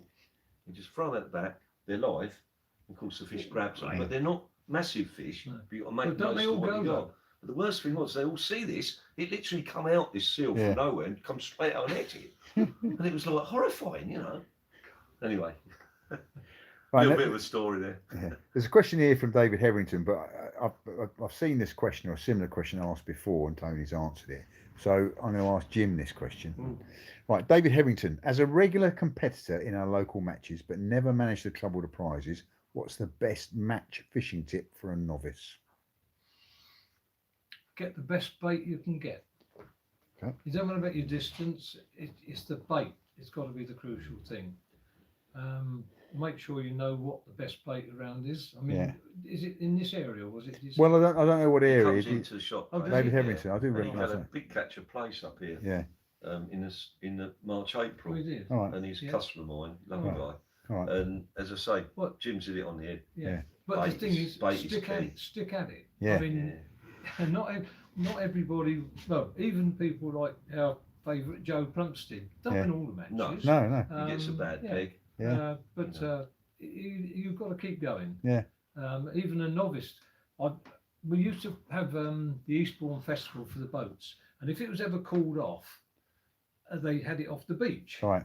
And it was always won by somebody using a boat rod with a whole squid tucked in the surf. because and it they'll was pull up rough the bass. sea. Yeah. And over the years, people have realised how close these bass come. Yeah, And quite. Jim will tell you, and there's people who That's they right. were boat anglers, Yeah. Yeah. and we'd be good at, we think, go down the Yeah. beach, we're going to Yeah. win it, get Whack it gear as out. far as we And can. then they put this hunk of squid in the, right in the edge, like Yeah. you're saying, and Yeah. bang. Well, we've seen that happen on the Yeah, a comps lot here, of haven't time, we? mate, We've seen that. because most of the times it was called off. They, Yeah. they never used to call it off, you know, unless Yeah. it was a full 7. Yeah. Did Yeah, they? that's 6 right, and yeah. 7s, they go out there. Really? But Oh, it was terrible so in no, the the old only thing days. is just stick at it. Yeah. And you'll get your chance. Yeah. You'll get Yeah, some luck. definitely, Dave. And having a top bait, you've got to know how to present it. There's no point in putting an expensive worm and just as a blob on That's a it. good point. Yeah. I'll tell you what, bear in mind what we normally get here for a regular matches are quite small fish. Yeah. So don't put a whole worm on, No. put a small bit on. Yeah. And if that fish finds it, Mm. he'll eat the whole thing. Yeah. You put a long one with the tail hanging Yeah. off and he can bite the tail off and Yeah, that. Yeah. you're missing You know. bites Yeah. because there's Yeah. too much bait on there. Yeah. So. But then on another day when they're feeding, you want a big bait. Not a massive bait, but something a bit bigger, That's don't you? right. You know, but most of the time, you don't have We to. were out there last night and we started off just ordinary baits, whiting. So we increased the size of the bait, Yeah, whiting. whiting. Put a whole squid on, Whiting. whiting. And you think, oh, where are we going with this? Yeah. Oh, That's the I sad was thing. using old cuttlefish At least last they year came, and it at was still least they came shredding it. late this year. They Yeah. did, very That's the late. good Yeah. thing. It gave us a good chance. We had September and October there. Yeah. Yeah. Everyone's going, have they all been sort of trawled Yeah. up or I where have know. they gone? And then as soon as that cold snap come, they're there. Yeah. And they're there now, there's loads of them. You know? Well, with this cold, the best time for catching whiting is a cold, frosty night. Yeah. Yeah. But then you get a wind and a blow, and there's dogfish there. Yeah. Complete change. And I use, I've had this with Gerald this week, and he's right what he's saying. I can't be bothered anymore. But you need to tip with mackerel. Yeah. You need to use lug tip with mackerel for them whiting. Yeah. And I can't be bothered after. I've just got lazy, you know. And I just use lug, Yeah. and he catches a little bit more than me. And he Yeah. goes, But some people use he squid. goes, I'll give you some mackerel. I said, I don't want it. Can't be bothered. But that's laziness, that is. And I'm Yeah. getting a bit lazy with it now. So, Right, Stu the Brew, Stu Morgan says, Chris, I've still got the Shakespeare Ugly Stick glass tip £20 class rod you made me buy 25 years ago. That's a lovely rod. Would it still be good to use? And that was a question for you. So No doubt it would still be great to use. it's a bloody good rod, wasn't Yeah. it? Yeah. Yeah, no, it really is good rod, Stu. Yeah, so the answer is when you come out of my boat, mate, you must come out with me. Use it. Good evening, Jim. Dean Cooper. My mum worked at Buxted Chicken Factory many years ago, Jim. Great. Yeah. Yeah. In white boots. she got in one boots. Yeah. Right, okay. Liam got given some of Jack Reese's badges he's won catching marlin and other game fish on light line. Will cherish them, Jim. Lucky lad. He did Jack it. Reese, Jack he's a legend, wasn't Yeah. He was. he? He Yeah. went to where? He had a, The Canaries. He got Canaries, the he had a- 5 guild or Yeah, something, yeah, yeah. record, £1,000 Yeah. shark. Yeah. real 'Cause gentleman. He was a Jack detective Reese. who dealt with the Brighton bombings. Yeah, Oh, great. oh, You Jack, know that Reese. Yeah, Okay, I do know who that is. Yeah. Yeah, all Yeah, right. he was a legend, Jack Reese, wasn't Yeah. he? Bloody brilliant. And Yeah. bought a marlin boat out there and caught Yeah. loads of them. That's, Yeah, I actually fished in a world championship with him in a team. yeah, Yeah. yeah. Great guy. Right, Jim, question for you. If you could only take 2 boats to go out boat fishing, what would you be taking? Take 2 boats. No, two baits. Two boats. Baits. Ugh. Well, off of here, probably ragworm and squid. Ragworm and squid. Yeah, I mean, you and the chance are you're going to catch some mackerel or bait anyhow. Yeah. But if you've got those 2 basic ones, you've got Yeah. to cover most angles. Okay, that's a good tip. Right, so I'm scanning through things. Right, right, Jim, fishing from a boat. Do you think beads attract place? Without a doubt. Yeah. Any preference on colours? I've always liked red and yellow. Yeah. I used to use, fun enough, green and black. Yeah, Yeah, they I- say that. Yeah, Yeah. but No. yellow and black I think are better, and I'll Right. tell you why.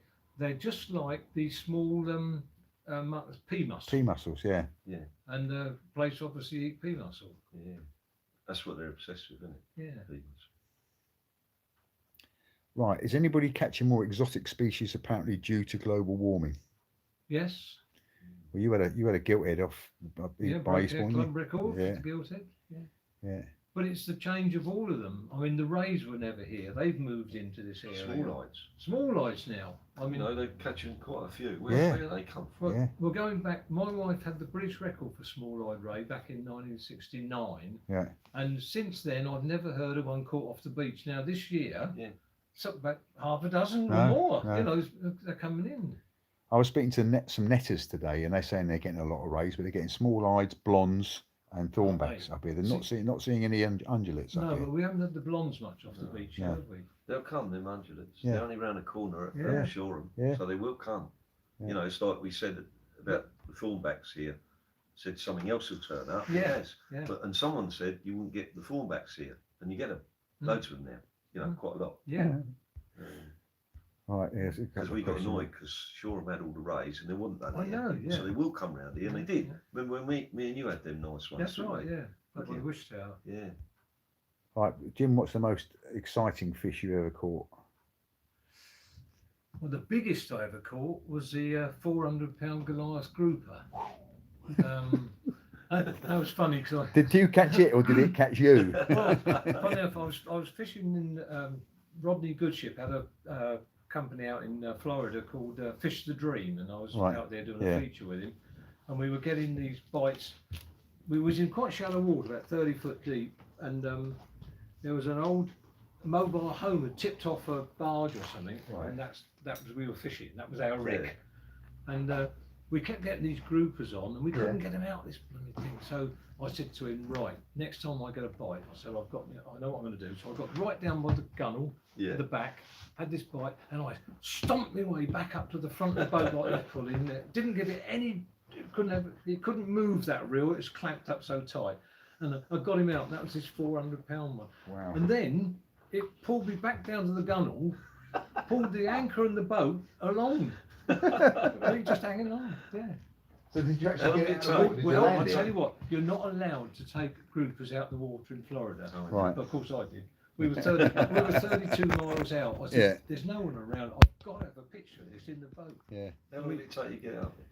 Get in? Not that long, quite honestly, because they're only a bit of a sluggish. Yeah. Big, Yeah. sluggish. Anyway, three of us got a rope round this thing, pulled it into the boat, and I sat astride it to have a picture for the magazine. Then we slid it back, and off he went back to his home.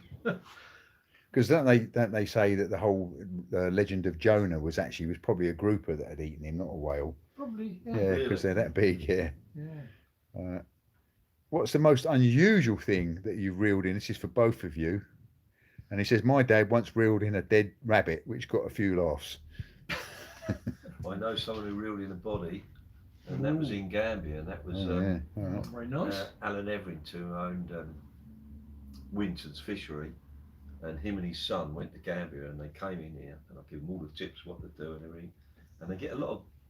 It's horrible to say, but in Gambia you get quite a few bodies because when you're in the water, unlike South Africa, you get sucked out. Yeah. So if you go deep to wade, you get sucked out. Yeah. And they reeled in the body, and oh my God, it's terrible. They're on holiday. But Did he get any pictures with a trophy shot? I think the unusual. It's not really unusual now, but I pulled in a big lobster about 8 or 9 pound, a massive thing years ago. Yeah, someone else has said lobster. Probably caught. Yeah. Someone said they hooked I up. can't beat the body. Someone reeled in a It Hilti wasn't gun. me. It was Alan's son, and I just forgot his name for a minute. He's still around. He's a good angler and all. He catches up at Crawley. He catches a lot of barbel. I was going out one day out to the light tower, and it was a calm day, and I saw fingers. I thought, oh no, it's a body. Well, it was a marigold glove. It must have got some air in it. Any ghost stories from the beach or shore? No. I nearly had a fox land on top of me when I was sitting behind the groin one night, and one jumped over the groin, not knowing I went to Beachy Head a lot when I was younger. I lived up there nearly, and Brian Meads, who was a bit of a legend, used to go on about this thing called Holmes. And he'd go, Holmes is up there, he walks around with the head underneath the arm. I'll tell you what, I was up there one night and you start getting panicky. And I kept looking round, thinking I'm going to see this guy with it. And I just backed up. Honestly, I couldn't fish. because I always went with someone, and this Yeah. night I went on my own. Yeah. And you talk about 1 o'clock in the morning. Yeah. And I kept looking up at up by the fall. It was right round. Right. And I kept thinking, oh no, I passed the ledge. Yeah. I've got to go. I just went. I couldn't handle it. He put it in my head, and he used to do things like that, Brian. He was a real character. He'd set you up. Yeah. And then you get down there and you start thinking, oh my God, this is dangerous here. There's someone behind. And then you think there's someone behind you. Yeah. And the most unusual thing, not in the beach, is I was round on a ledge one day, and someone fell straight from the top of the cliff to the bottom. Right. No more than 300 yards away. Bang. And I reported it. Yeah. I went the other way. I couldn't go Yeah. over there. Yeah. You know, I just reported it straight away, and that was quite scary. Yeah, you get a lot jumped off Yeah. beach here, unfortunately. Something about being out. Evening, guys. Thank you for all your videos. Season's greetings to you all. David Checksfield. I caught a wreck. Yeah, I've caught a few of them as well. What? Caught a wreck. Quite. Right, we're coming to the end. Just seeing if there's one last question to ask you all. That David Hetherington, there must be a different David Hetherington, because he says he's from up in the north. Oh, sorry Right, about that. okay. There's another guy Yeah. who's bought a couple of rods from me in Yeah. my folder, and he comes here. Sorry. So he's up from Arrogate. So David, get yourself down here. When you come down here, pop in the For shop. proper fishing. Yeah. Yeah, Arrogate. It's not a great deal of sea fishing at Arrogate, is it really? You catch marlin, Jim? I caught a 350-pound black marlin. Did you? Have you caught marlin? No. Have you never fished from me? Yeah. It's not That's it. it's not skillful. I It's spent- like 1, 2, 3, Yeah. 4. Spent 4 Yeah. days. You know, and in I the got river. lucky. It was Yeah. my go. Yeah. And I've caught a lot of sailfish. Sailfish, yeah. Yeah, and I've caught a 350-pound black. Yeah. And I caught a striped marlin, and I caught a blue marlin, and the guy who caught the white ones was Jack Reese. Really? Yeah, and I never got there, Alright. unfortunately, and I never will now. But No. I'd love to have got all of them. Yeah. But it's no skill in it, no No. disrespect to it. The skipper's a skillful Yeah. person. That's right. Yeah. But it's very nice, because sometimes I used to be lucky when I was young, Yeah. and when you draw, some guy will get a little barracuda, and you'll be You'll in next, go- you'll get a great big marlin. I was Yeah. very lucky. Yeah. So, you know, but it's great sport. If you're ever on holiday, Yeah. it's worth doing, you know. Yeah, I spent a lot of money. It's A lot of money trolling around. Sitting around waiting Yeah, for but Yeah. it suited me, because Yeah. you can have a laugh and that, Yeah. you know what I mean? But Yeah. when he's out, it's all action. Isn't Yeah, it? yeah, People are yeah. shouting at each other Oh, and yeah. you're rushing Yeah. about. Yeah, the first time we went to Kenya, we booked a cracking boat. We caught so many fish. I had a GT, about 60-pound, wahoos, everything you could dream of. This guy was a top skipper, you know, Right. Yeah. and he took us everywhere. And it was early days when you could catch a lot of fish. Yeah. So there's me, Norman, and Bob, my cousin, and we had a terrific time. You know, we caught some cracking fish. You know. Yeah, I saw But it's a harder near now. 1,000-pound shark brought up by someone who was quite elderly at the time. I've seen one of them things in oh God, forgot now. Begins with M. Where do they all go for Marley? Oh, Mozambique or something like that, or No, can't be in it. Anyway, they're like pigs. They're Yeah. just huge. Yeah. Massive things. You wouldn't really want to catch one. They got No. them on the wall, yeah. you know, yeah. in Malindi. Oh yeah, Melindy. Oh yeah, And- yeah. and They got them on the wall and that. And Tarpon are They're more just sporting, aren't they? ridiculous. They Yeah. do a I haven't never fantastic- caught a tarpon. I've had a See, I've tarpon had on a one- fly, and that was fun. Yeah. 45 minutes of tail walking Yeah. fish and everything. Yeah, and they are dangerous, because when we went to Gambia, they the skipper Peter, and you can look this up, and he had one on. They got 2 boats together, you see, Right. and this thing just flew into the boat, whacked into him. He's in hospital for nearly 2 or 3 weeks, and he couldn't skipper a boat again for another 4 Wow. years. Yeah. Thing just comes straight in the boat, kept Yeah. going, and whacked him in the chest. We And were, it was a massive thing, you we know. were fishing with tarpon in the dark with a little balloon with a light in, with a little crab underneath, and you suddenly see this thing, the balloon just disappears, and they get the anchor up quick and follow it, and it was underneath the bridges on the Yeah, that's Follow why we the get them keys. big ones. I've never caught but one. I've never I had one gone for on. one. You must have. I've had it on about 35 minutes, starting to get some, and all of a sudden, the water erupted like that, and about 500-pound mako took the stomach out of the blooming tarpon, and I come in with half a tarpon. Well, it was a lovely full Yeah. tarpon. Yeah. There's So- a big bite mark in it. Yeah, but I had to do some pictures for the magazine, so we left it in the water, so the missing bit from the stomach wasn't really, you can see the back of. Brilliant. Yeah. Right, well, we're coming to the end of the close. Oh, coming to the close. thing. We've been going an hour and a half now, which is kind of flown by, to be quite honest. Jim, it's been fantastic talking to you, mate. I mean, obviously there's a lot of questions which were more focused toward Tony because people are sitting there to jump onto Tony's channel. Yeah. Would you come and do another one of these? Yeah, quite. All right. I could talk more about the magazines. Yeah. I've done 3 magazines and a newspaper and that. Yeah. Yeah, you did all that, didn't you? Yeah. To be quite honest, I had it in my back pocket as a question I was going to ask, but because we were getting questions coming along, I'd rather get it off the line. You started off as a stranger. That started off, wasn't it? We went on a meeting and. That's right. Tony actually helped me get started on that. We had a meeting in the hotel. Well, I'd started the newspaper, that's right, but then you got us onto the colour magazines, didn't you? Yeah. And then we went on as editor, which was brilliant. I mean, where have all those magazines gone? There aren't many now, is there? Is that Hook Point? Well, no, all there is now is Sea Angler, and they've now taken saltwater boat angling into the back of Sea Angler. Hook Point is the other one. Yeah. It's just, I think magazines slowly will drift because everything's social media now, and you know, everything's YouTube. Well. Tony's Total Sea Match. Right, my battery on my phone is dying. The clock is ticked by, and it's time for us all to go. Thank you very much for joining us. I hope you've enjoyed it. I hope it's been educational. So I want to say thank you very much to Jim. Okay. Yeah, thank you very much, mate. Nice to see you, Chris. Yeah, and hopefully we'll do another one. What I think we might do is as I said, next week we'll do a match angling focus one again because there was loads of questions coming out. So we'll see you next week on that. A bit later in next month, we've got the legend that is Jem Stapleton's going to come in and do a talk with us as well. That will probably be on a Wednesday night though, because I think she has a commitment on Thursdays. So for those of you that don't know Jem, she's a woman angler in the women's team, women's England team, and very knowledgeable. So just want to say cheerio out everybody. See you on the next one. Bye. Thanks very much. Yeah.